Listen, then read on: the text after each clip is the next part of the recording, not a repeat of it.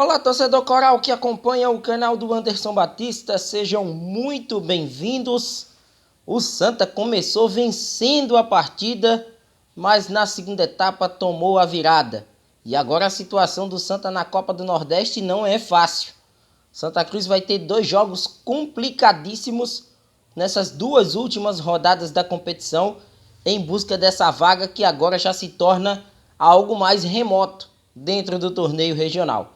Derrota sentida, o Santa não jogou tão ruim assim para perder, mas o contexto da partida fez com que a equipe do Santa Cruz saísse com um resultado negativo.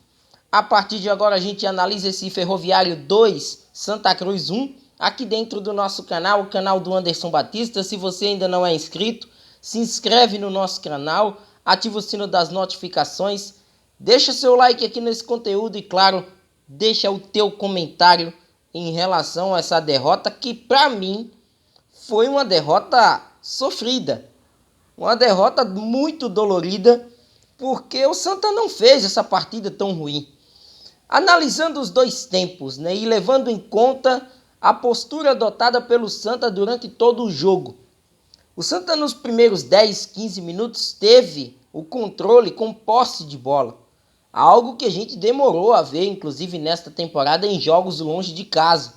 Santa Cruz estava se sentindo confortável diante da equipe do Ferroviário, que não estava tendo muito acerto, principalmente na sua última bola, ou no último passe, ou na hora da finalização. A equipe do Ferroviário não estava tendo essa felicidade para arrematar ao gol do Michael. O Santa teve logo uma chance perigosa com o Felipe G2, exigindo uma boa defesa do goleiro Douglas Dias. Mas o que deu para perceber, depois do gol marcado pelo Santa, o Santa que estava explorando bastante o lado esquerdo, mas quis uma jogada por dentro, Arthur Santos, Felipe G2, troca rápida de passes, a bola sobrou para o lado direito, com o Maranhão acaba finalizando, depois houve aquele bate-rebate, a bola sobra com o Pipico, e o Santa abre o marcador, Pipico ainda ajeita o corpo para bater no cantinho, colocar o Santa em vantagem. Depois o Santa não tem mais aquele controle da bola, vê o Ferroviário crescer nesse aspecto, e consegue, na base dos contra-ataques, ser perigoso, mas desperdiçando chances, desperdiçando oportunidades. E isso fez com que fosse minando o jogo do Santa Cruz. A equipe do Ferroviário começou a gostar mais da partida, teve mais chances que puderam exigir do goleiro Michael defesas importantes ainda no primeiro tempo, como aquela investida pelo lado direito com o Eric Pulga, que acabou finalizando e exigindo do goleiro do Santa que ele praticasse uma boa intervenção. E o primeiro tempo se encerrou com uma vitória do Santa, mas com aquele gostinho de quero mais. Ficou essa sensação. O Santa fez um primeiro tempo de muita trocação com a equipe do Ferroviário. Não houve aquele domínio de uma equipe só. O Ferroviário ia no ataque, tinha chances, o Santa contra-golpeava, buscava uma oportunidade na velocidade. Se não era com o Lucas Silva, era com o Maranhão. Jogadas de passes mais rápidos, com a inteligência do G2 em alguns passes, achando os jogadores do Santa Cruz, os pontas, mais livres de marcação. Então foi assim que o jogo foi sendo levado na primeira etapa. No segundo tempo, perceptível que o Santa, eu não digo que queria administrar o placar, mas o Santa fisicamente sentiu a rotação do jogo. O jogo foi uma partida de muita intensidade por parte das equipes. O Ferroviário correu bastante, o Santa correu mais ainda, e a gente sabe que o cansaço, ele chega primeiro para quem marca do que propriamente para quem ataca. E o Santa Cruz teve que marcar muito no segundo tempo. Uma grande partida da primeira linha de marcação. Jefferson Feijão, Gabriel Iano, Ítalo, o Ian Oliveira e o próprio Marcos Vinícius, que salvou inclusive 2 bolas no segundo tempo. Marcos Vinícius mais uma vez com uma grande atuação. Vem se firmando na lateral esquerda do Santa Cruz, com atuações consistentes, tanto nos avanços à linha de fundo para bons cruzamentos, como também lá atrás no sistema defensivo. Pelo jeito, a ausência de Alemão não fez tanta falta assim. A impressão que eu tive foi que o Santa ele acabou achando aí uma dupla que pode, em algumas ausências de seu experiente jogador, dá um pouco mais de consistência, né, para a equipe coral num aspecto defensivo, né? Deu para perceber isso, né? O que ficou claro é que tanto o Iano como o Ian Oliveira jogaram bem, né? Sem eles, talvez a equipe do Ferroviário pudesse ter chegado a mais gols, né? O Michael também praticou boas defesas no segundo tempo, e isso já era um sinal de que o Santa fisicamente estava sentindo e já não tinha mais a força dos contra-ataques que acabou mostrando na primeira etapa. E para mim, uma substituição que ela tem sido danosa para o Santa Cruz, ou até mesmo a inserção desse atleta como titular e depois a entrada de um outro.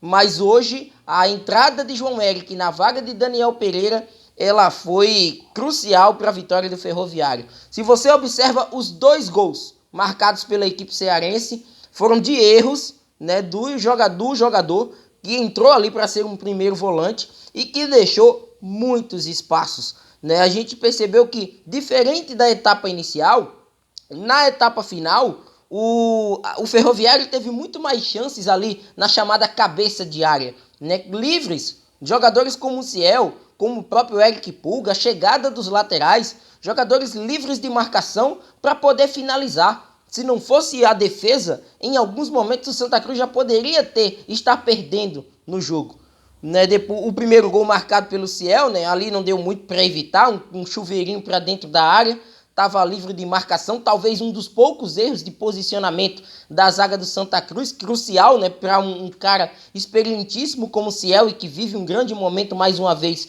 na temporada, marcando o gol de empate. E no fim das contas, minha gente, as chances desperdiçadas também pelo David, garoto que entrou na vaga do Maranhão que inclusive aos 17 minutos do segundo tempo, perceptível, né, até a imagem, né, da partida mostra o Maranhão já olhando para o técnico Raniel Ribeiro, provavelmente já pedindo substituição. Felipe Gedós também não aguenta o ritmo, é algo físico, é do jogador, por todo clube que ele passa é assim. Além dos problemas com lesão, embora seja um cara extremamente técnico, mas tem esse problema de não aguentar os 90 minutos, dá vaga para Anderson Ceará, que não consegue, em características, compor o mesmo setor que Felipe Gedós. Anderson Ceará é um cara mais de finalizar, um cara mais agressivo, não é um cara criativo para o meio de campo coral. E o Santa perdeu com a saída de Gedós. Então, com isso, o Ferroviário foi ganhando cancha, na maioria das vezes, ou praticamente em todas elas, em jogadas, né, pelos lados, né, e conseguiu aí, num erro do João Eric, né, o segundo gol do Ferroviário, troca rápida de passes, né, o Ciel até deixou a bola, o Eric Pulga finaliza na saída do Michael e deu a vantagem à equipe do Ferroviário. Daqui para frente, uma missão complicadíssima para o Santa Cruz na Copa do Nordeste. O Santa ainda tem chances de classificação. O Santa pode chegar aos 14 pontos. Pela matemática, se tudo der errado para os seus adversários e tudo certo para o Santa ainda tem possibilidades de ser líder do seu grupo na Copa do Nordeste. A grande questão é que os 2 últimos jogos do Santa são contra as 2 melhores equipes do grupo A.